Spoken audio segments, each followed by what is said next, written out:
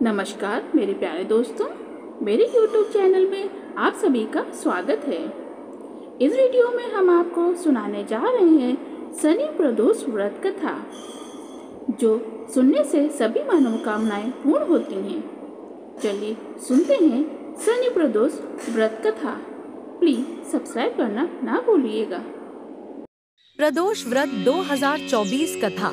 हिंदू धर्म में प्रदोष व्रत एक महत्वपूर्ण व्रत है जो भगवान शिव को समर्पित है।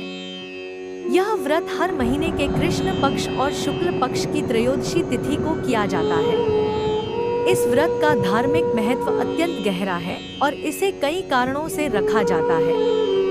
भगवान शिव को प्रसन्न करने का यह एक शक्तिशाली साधन माना जाता है।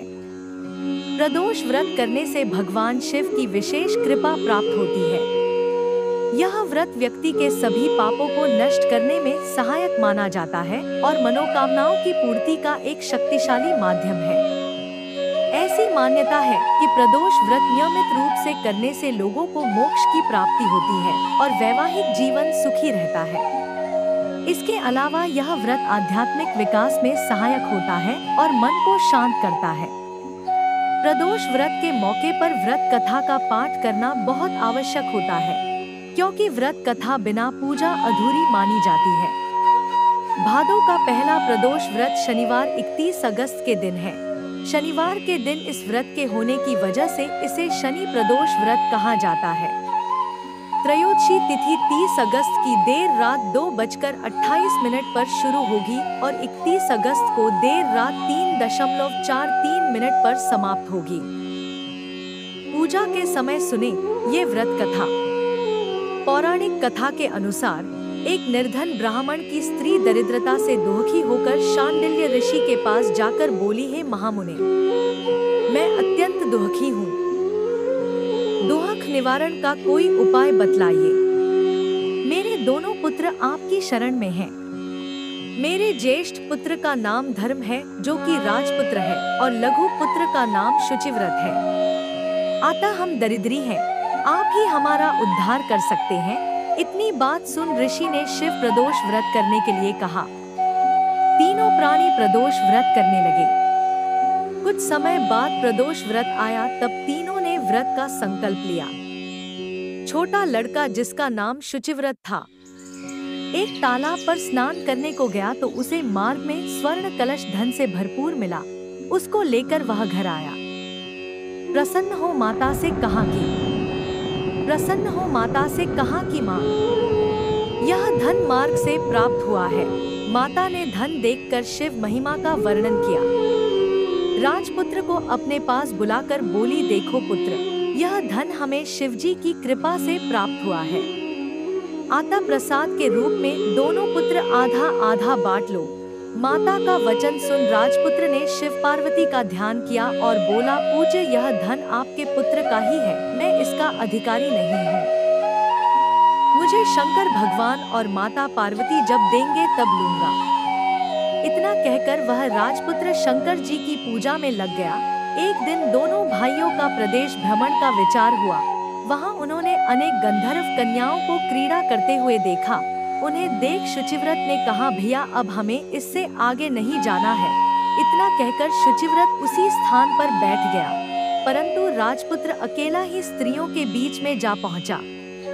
वहां एक स्त्री अति सुंदरी राजकुमार को देख मोहित हो गई और राजपुत्र के पास पहुंचकर कहने लगी कि हे सखियों, इस वन के समीप ही जो दूसरा वन है, तुम वहां जाकर देखो, भांति भांति के पुष्प खिले हैं। बड़ा सुहावना समय है, उसकी शोभा देखकर आओ। मैं यहाँ बैठी हूँ, मेरे पैर में बहुत पीड़ा है। ये सुन सब सखियाँ दूसरे वन में चली गईं। वह अकेली सुंदर राजकुमार की ओर देखती रही। इधर राजकुमार भी कामुक दृष्टि से निहारने लगा। युवती बोली, आप कहाँ रहते हैं? वन में कैसे पधारे? किस राजा के पुत्र हैं? क्या नाम है? राजकुमार बोला, मैं विदर्भ नरेश का पुत्र हूँ, आप अपना परिचय दें। युवती बोली, मैं विद्रविक नामक गंधर्व की पुत्री हूँ, मेरा नाम अंशुमति है। मैंने आपकी मन स्थिति को जान लिया है कि आप मुझ पर मोहित हैं। विधाता ने हमारा तुम्हारा संयोग मिलाया है।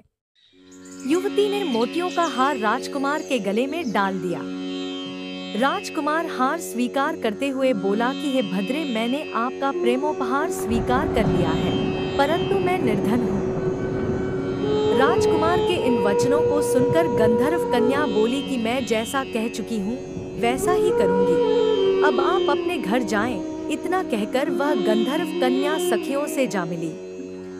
घर जाकर राजकुमार ने शुचिव्रत को सारा वृतांत कह सुनाया।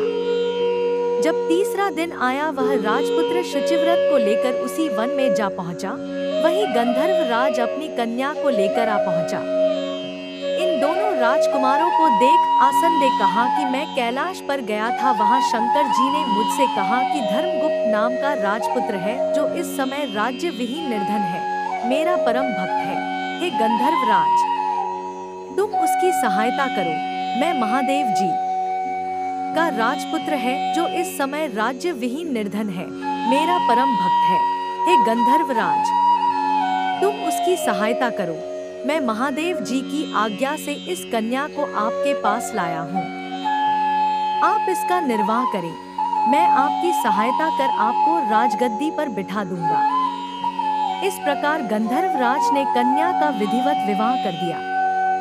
विशेष धन और सुंदर गंधर्व कन्या को पाकर राजपुत्र अति प्रसन्न हुआ।